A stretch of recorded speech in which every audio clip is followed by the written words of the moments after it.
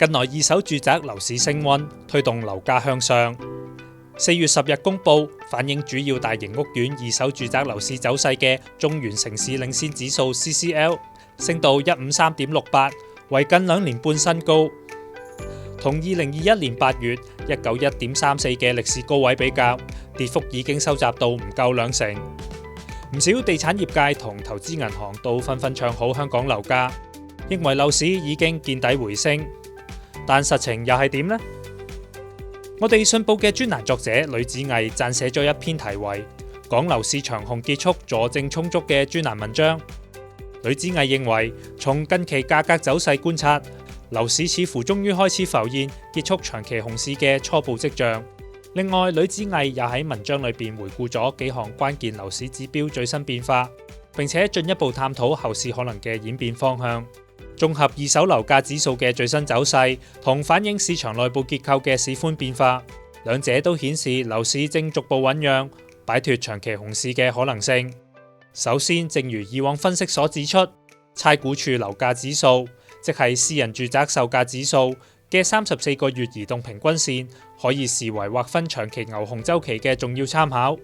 回顧過去超過半世紀，當樓市處於結構性長熊階段，即係指樓市並非處於短期週期性調整之時，樓價指數往往會長時間，通常大約3年或者以上，徘徊喺呢條平均線之下，直至牛市重臨，指數先至會重新企穩喺34個月線上邊運行。自2022年2月起，樓價指數始終喺34個月平均線下方反覆探底，確認已經進入長期熊市。隨住過去1年樓市跌勢逐步回穩，指數更加錄得連續9個月上升，並喺今年2月重越34個月線，意味歷時長達48個月，大約4年嘅熊市已經有初步結束跡象。筆者呂梓毅特別備注話，仍然需要觀察未來幾個月差估署樓價指數能唔能夠穩守34個月平均線上方，去確認突破嘅有效性。若果從歷史角度比較，今次樓價低於34個月線長達4年，較1980年代初嘅熊市大約32個月為長，因為當時受港元貶值影響，加快樓市完成探底嘅時間。但短過1998年起長達68個月嘅長熊，由於當時經歷咗科網泡沫爆破同沙士疫情，因而延長咗樓市調整時間。因此，若果短期未出現重大金融危機或者系統性衝擊，今次熊市嘅調整週期大致仍然屬於歷史常態範圍之內。進一步觀察歷史經驗，尤其係1998年熊市期間，樓價由低位反彈，往往呈現一定韻律。喺熊市初期，即係1到2年之內，市場普遍仍然未完全接受已經進入長期下行週期，因而出現比較顯著嘅反彈，背後反映投資者積極撈底。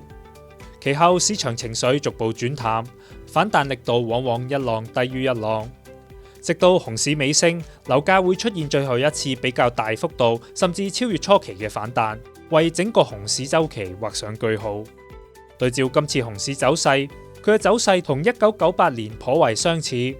而最近一輪反彈幅度更加已經超越2023年初。換言之，若果從熊市韻律分析，當前樓市亦都具備結束今次長期熊市嘅條件同可能性。只係從最大跌幅由歷史高位起計嘅角度觀察，今次跌幅只係大約3成，相對之前2次為細。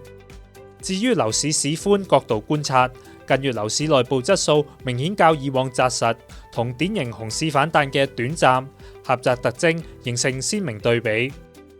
根據對超過100個二手屋苑樓價創52週新高減創52週新低比重嘅10週移動平均（下稱創新高新低淨值佔比）嘅市寬表現可見，當樓市處於長期熊市階段嘅時候，呢個指標往往長時間處於零水平以下。例如1997年到2003年，以及2022年到2025年期間，創52週新低嘅屋苑數目顯著多於創新高。即使期間出現超賣反彈，呢個比重通常亦都只會回升到接近零水平，就會受阻回落。相反，若果樓市處於長期牛市，例如2003年到2021年，指標則係多數時間維持喺0以上區間運行。回顧本輪長熊期間，創新高新低淨值佔比，大部分時間都係零水平以下徘徊，反映創52週新低嘅屋苑數目持續多於創新高者。到2022年底，呢個指標更一度跌到負43.3%嘅紀錄低位。然而過去一年，樓市逐步回暖，呢個市寬亦都持續收復，並且喺去年第三季末重越零水平，其後升勢延續，顯示創新高屋苑數目不斷增加，並且逐步超越創新低嘅數目。截至4月5日，呢個比率已經顯著攀升到25.9%嘅高位，屬於本輪熊市以嚟嘅新高。如此偏高嘅淨值水平，過往通常只會喺長期牛市嘅階段見到。想啲錢擺喺度市度變多，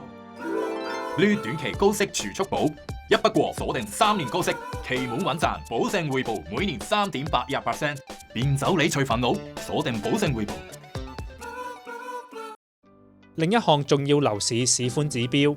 屋苑10週尺價高於50週尺價比率，近期亦都已經升到大約95%嘅高位。同樣地，喺長期熊市環境之下，市寬出現咁大幅而且全面嘅改善極為罕見，往往只會出現喺牛市初期或者持續擴張嘅階段先會出現。無論係樓價指數重返34個月牛熊分界線，價格反彈所呈現嘅歷史韻律，抑或二手樓市市寬指標所反映嘅內部質素明顯改善，都顯示市場正逐步擺脫長期熊市陰霾，並為邁向新一輪牛市奠定基礎。而相關論據嘅說服力亦都正喺度持續增強。至於樓市何以有望逐步走出長期熊市嘅陰霾，筆者過往喺本欄亦都曾經多次論述。相關驅動因素包括： 1. 股市向好帶動嘅財富效應； 2. 租金持續回升； 3. 設立措施釋放被壓抑嘅置業需求； 4. M2 貨幣供應增速加快； 5. 減息預期升溫同近年同業拆息回落所帶動嘅按揭成本下降等等。上述多項因素相互交織，最終促使樓市出現比較明顯嘅反彈，甚至逐步浮現否極泰來嘅轉勢跡象。值得補充嘅係，隨住租務需求持續殷切，租金回報率表現保持穩健，加上市場利率回落，令到 A、B、C 類物業，即係單位面積1075方尺以下嘅租金回報日價，呢度所指嘅係租金回報率減3個月 HIBOR， 自去年5月起轉為正值。而同一時間，樓價指數亦都展開連續9個月升勢。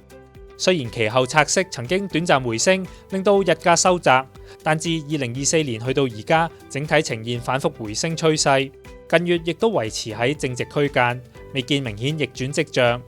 以今年2月最新數據為例，平均租金回報日價仍然維持喺大約半厘嘅正水平。若果呢一個趨勢得以延續，將有助進一步鞏固樓市見底嘅判斷。總括而言，從樓價指數嘅價格行為或者市寬所反映嘅內部結構改善，都顯示本港樓市正逐步擺脫過去幾年嘅長期熊市困局，並邁向熊去牛來嘅過渡階段。